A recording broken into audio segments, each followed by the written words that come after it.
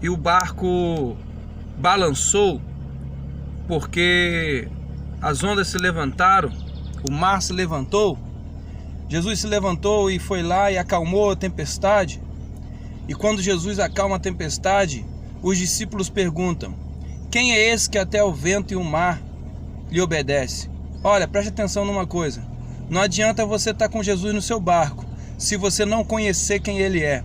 Sabe por quê? Talvez você conhece Jesus só de ouvir falar, mas ele vai sacudir o seu barco, vai balançar o mar para você entender que ele é Deus. Deus abençoe sua vida. Bom dia.